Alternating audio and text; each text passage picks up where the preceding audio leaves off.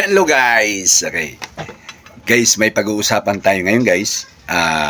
Ito ay mukhang kinakabigla ng lahat na ganun ka babaw lang yung sistensyang binigay. Anyway guys, gusto ko lang tong gawin tong reaction video na to para sa follow up ko na ayan yung video na yan. Ayan. Regarding sa child abuse law. Sa video na yan guys ay nag-discuss ako yung gumagawa kasi ako ng mga content sa YouTube ko guys, YouTube channel ko yan, YouTube channel ko yes, ayan, YouTube channel ko. Kadalasan gumagawa ako ng content regarding sa mga security guard na mga kaalaman kasi nga dati akong security guard officer at sinishare ko sa YouTube channel ko ang mga nakaranasan ko. Anyway, na-topic ko ang child abuse law.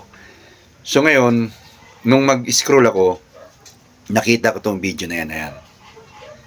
Okay, ano bang kwan yan, related dun sa child abuse law na video. Kung naalala nyo yan guys, yan yung December 10, 2021, may nangyaring dalawang magkapatid. Ang involved doon ay 18 anyos at 16. Yung dalawa na yan guys ay pinaslang yun. Pinaslang yun ng dalawa sa bahay, sa loob ng bahay nila. At ang suspect guys ay isang underage na 17 years old.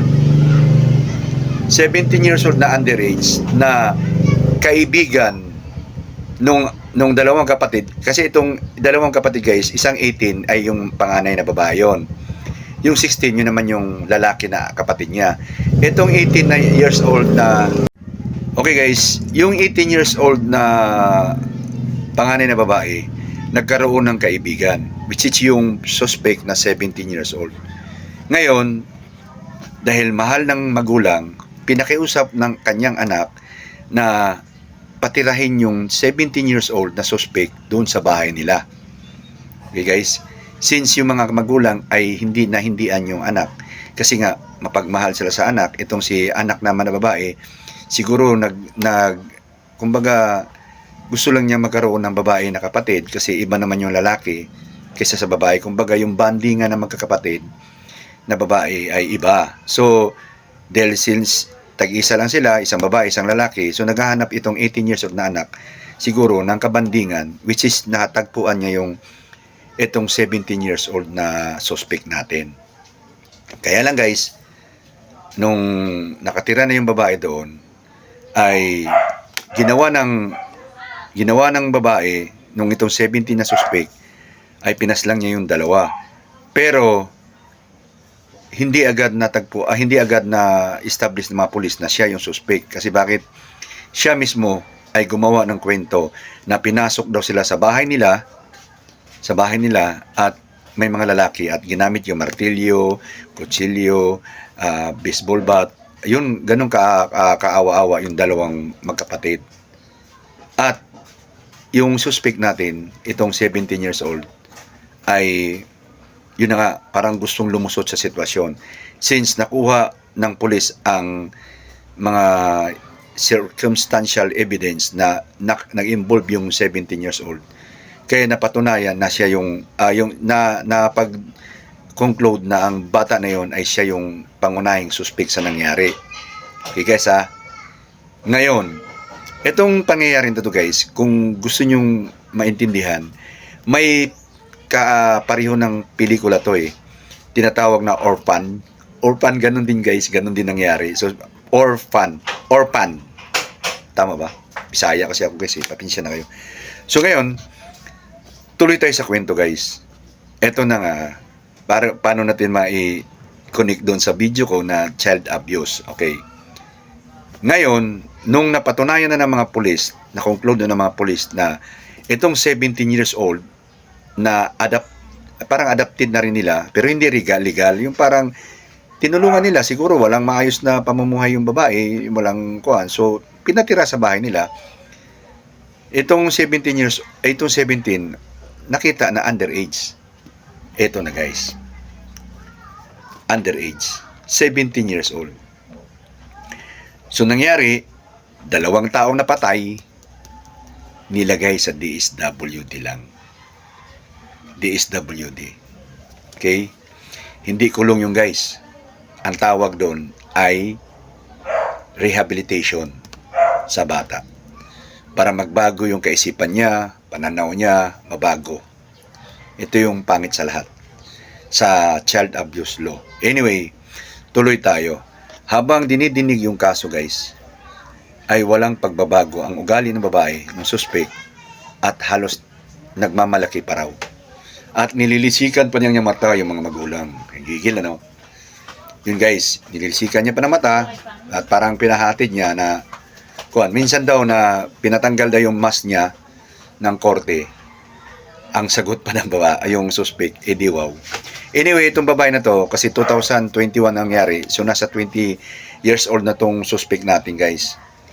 So yung bakit napag-usapan natin to? Okay, titingnan niyo tong child abuse na law, yung para sa kabataan kasi kaya ko kinunik to kasi ang hirap nga mag-deal sa mga bata ngayon. Kasi kung ikaw makasakit ng konti sa bata, makasigaw ka nga lang sasabihin na sa'yo ng batas, ay kung ano yan, child abuse na yan, ay kasi nga tinatawag na verbal abuse or tinatawag na mental torture. Ganun yan, ano? Pero kung ang ang underage, makasakit na ng adult, lalo na kung di ba? Wala lang. Di ba? Ganun, gusto ko yung ganun ang napag-usapan to. Especially doon sa video ko yan, guys, sa Guardia. Kung gusto niyo mapanood yan, guys, yung video na yan, YouTube channel, panoorin niyo po yan, at makikita niyo kung gaano nahirapan ang security guard natin mag-handle sa mga underage. Bago tayo tumuloy dyan, dito muna tayo. So, yung 17 years old guys, kaya napag-usapan natin to, yung suspect na 17 years old, isipin mo pinatira sa bahay nila yun, binigyan ng maayos na buhay, binigyan ng maayos na kuhan. Siguro ang nakita lang daw na kuhan, parang nagsiselo siguro kasi siyempre iba pa rin ang pakikitungo ng magulang kasi ito yung totoong anak nila So siya nakikikuhan lang siya kumbaga sampid lang ba. So kung siguro gusto niya na kung ano yung natatanggap na treatment ng magulang, dapat siya rin. O kaya lamang siya. Caps mo naman. Okay. So yung 17 years old guys, gumulong na yung kanyang tinatawag na sa kaso. Napag-usaan na kuan ngayon na binigyan siya ng hatol ng korte dahil nga underage siya nung nangyari. Bawat isang patay, yung napatay niya, ay sistensyado lang siya ng 17 years. 17 years, guys So, bawat isa, 17 years ang parusa niya kasi napatay niya yung dalawa, 17 years. So, 34 years ang kanya, yung kanyang hatol. Alright, guys. So, 20 years old siya ngayon, guys.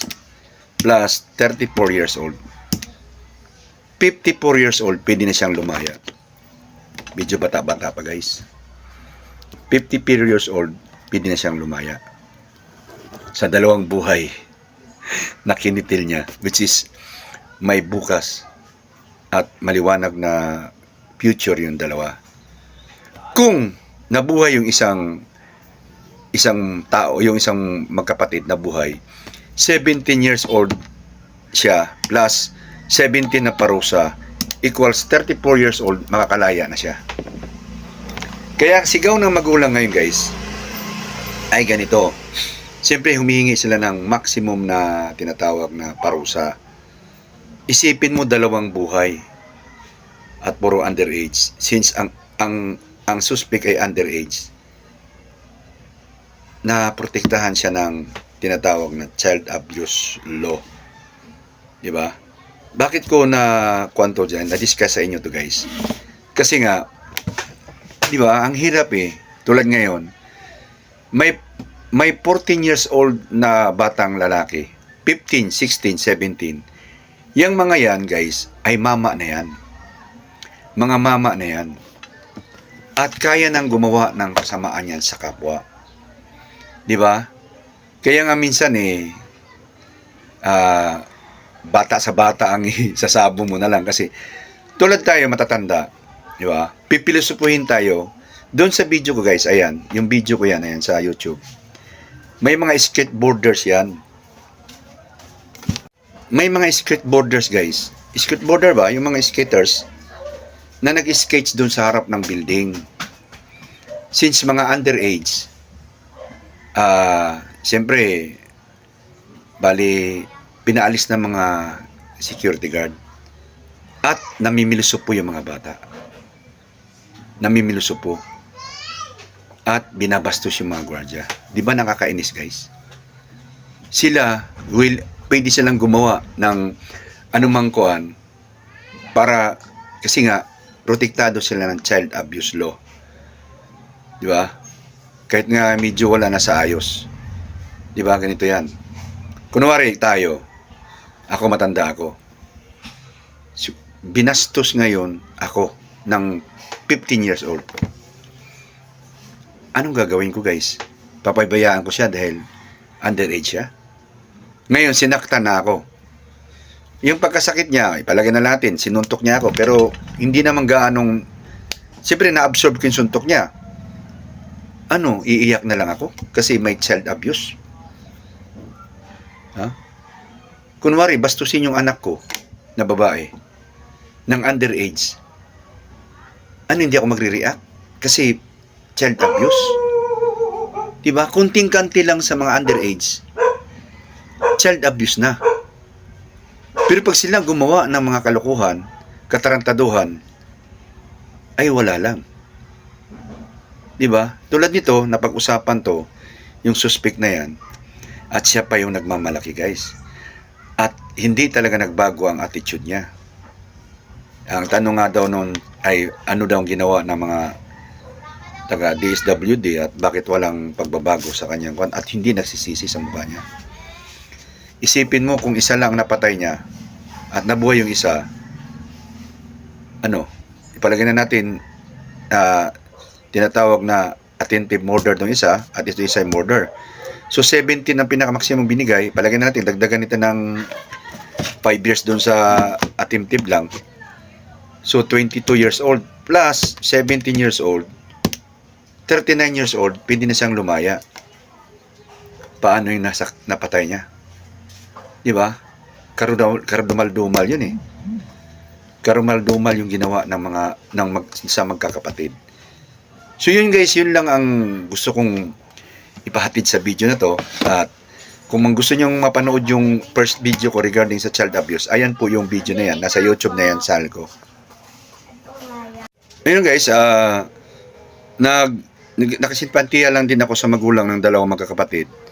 18 at 16, alam kong marami pa silang dapat na gagawin sa mundong ibabaw at marami pa silang pangarap. At pinutol lang nung babaeng yung yung tinatawag na yung suspect ng kinaibigan ng anak nila. Kaya nga minsan yung bunso ko guys, ganun din eh. Wala akong magagawa pagka may sinabi yung bunso ko na ganito, magpapaliwanag lang ako, pero pag ayaw ng bunso ko, kasi mahal na nga natin, so sinusunod na lang. So yun ang nangyari, pinakiusap yung babae na yon na papatirahin sa bahay nila at tinuring na bilang anak. Yun lang ang ginanti ng suspect sa kanila. Diba, yes, word guys. So I hope na guys, nabigyan ko lang kayo ng tinatawag na update dun sa nangyari nung 2021 December 10 na magkapatid na pinaslang ng isang underage. At yun na nga, yung child abuse law natin. Okay guys? Bye bye guys. See you on next video guys.